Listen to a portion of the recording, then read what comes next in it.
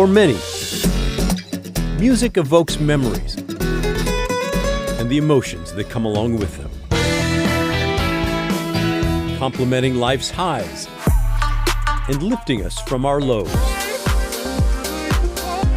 For those who write and perform music, it can act as an appendage to their very being. Part of them, in such a visceral way, to lose it would constitute far more than just devastation. But there is hope.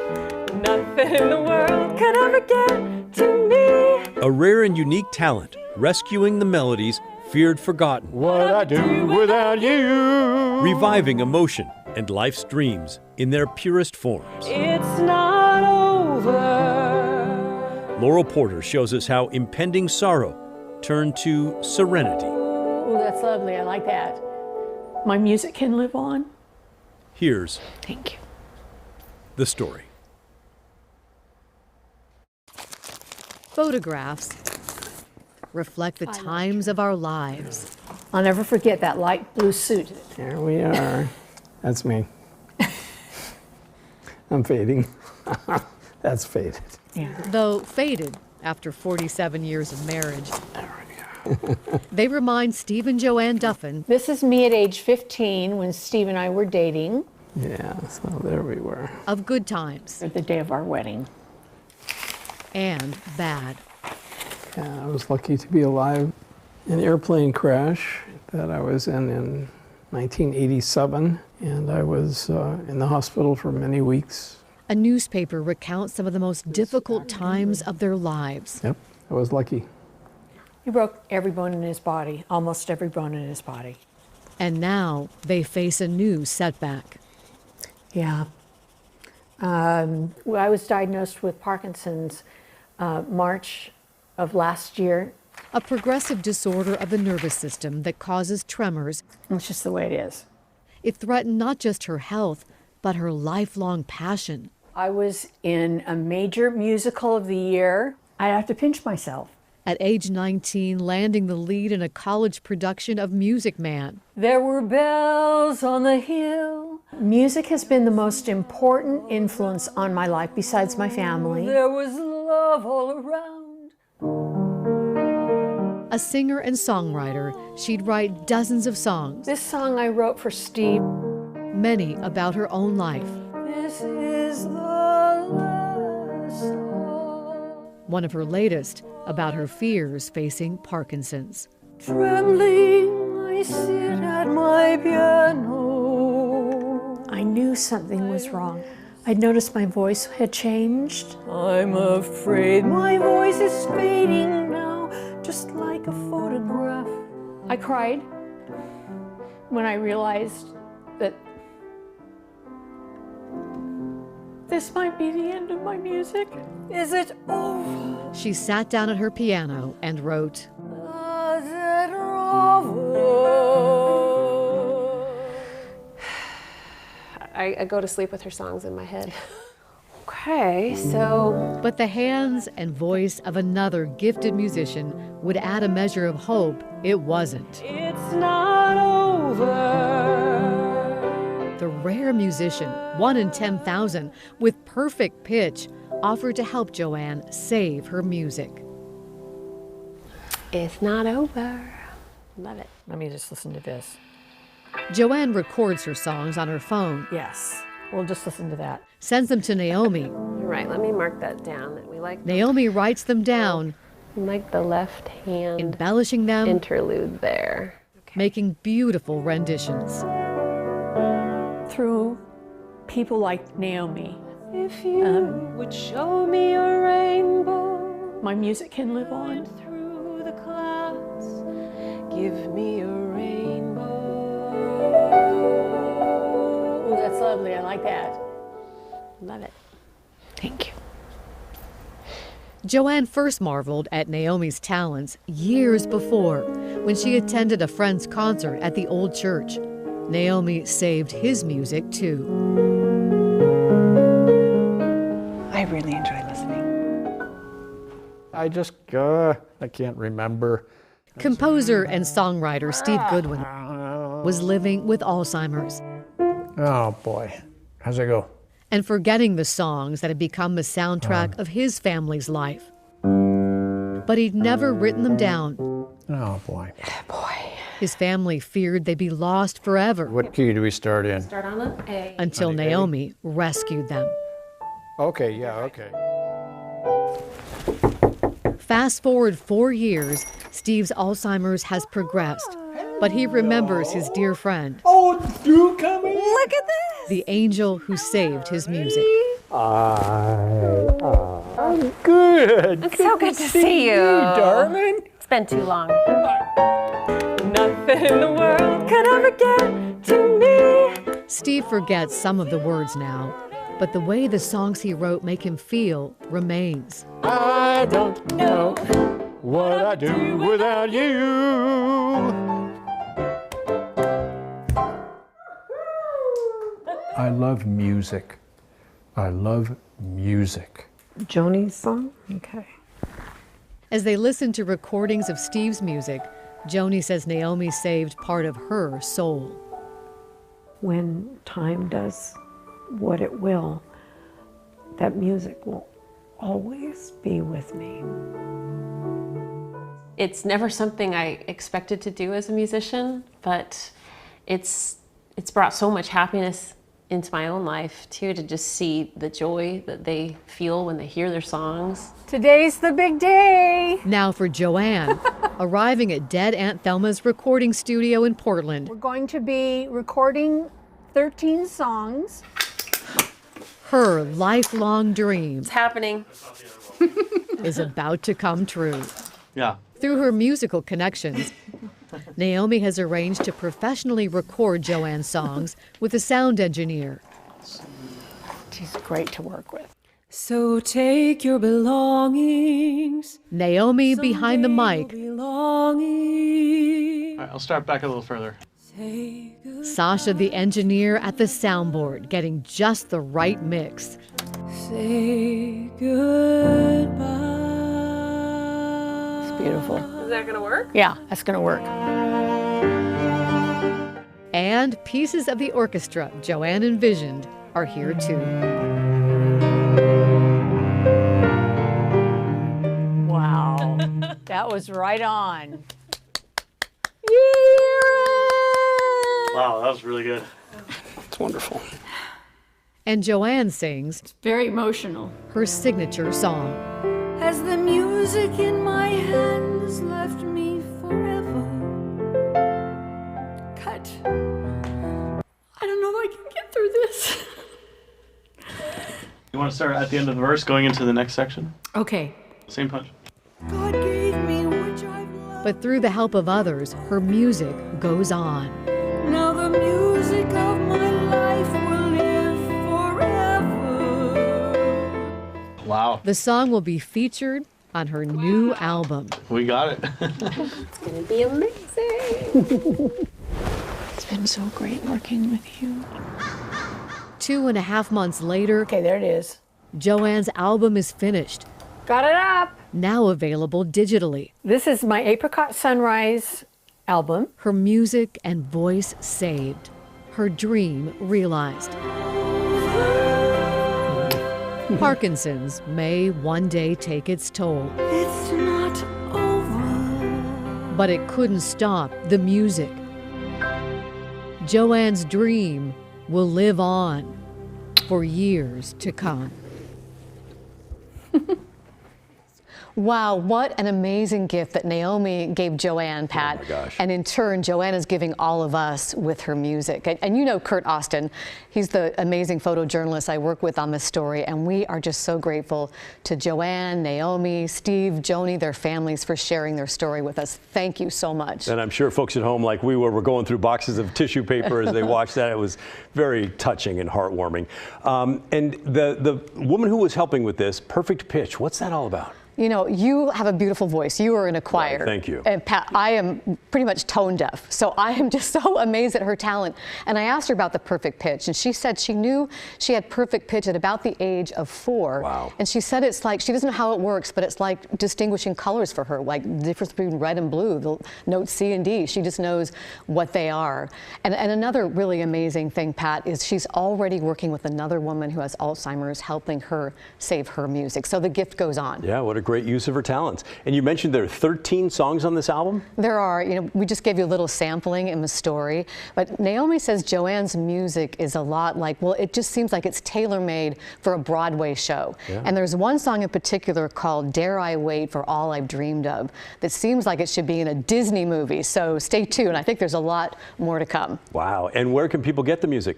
Well, people can get it now. The album just dropped today. It's called Apricot Sunrise by Joanne Duffin, and it's available right now on Apple and YouTube, and very soon it'll be on Spotify and Amazon, so in all the regular places you get your music. And Pat, there's also a concert coming up on Sunday, April 16th at 2:30 p.m. at the Canby Pioneer Chapel. Naomi will be singing, Joanne will be singing, other vocalists, as well as musicians from the Oregon Symphony, and the CDs will be available there too. So it's going to be a wonderful, powerful afternoon on the 16th of April. Sounds like a great time. Thanks for bringing us that story, Laurel. That was great, and I needed a good cry, yeah. My pleasure, Pat. Okay. Up next on the story, it appeared that a hotel in Clackamas County would be purchased and turned into housing for the homeless. But this week, County Chair Tootie Smith reversed her initial yes vote, which killed the plan altogether. So why did she do that? And what comes next? We'll dive into that issue in a way that only we can, right here on the story, right after this.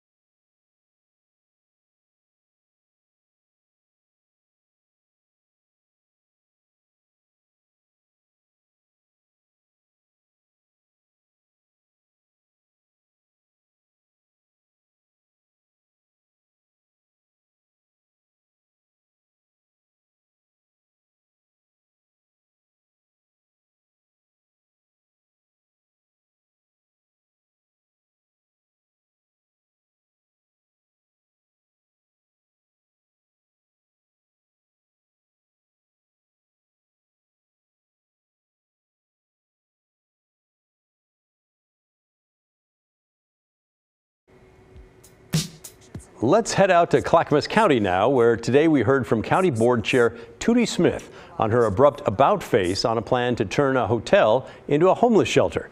Smith called an emergency meeting on Wednesday, reversing her yes vote from February on Project Turnkey, and that reversal killed the plan. It would have turned this quality inn on Sunnyside Road near 205 into transitional housing, and it would have been the first converted hotel for the homeless in Clackamas County.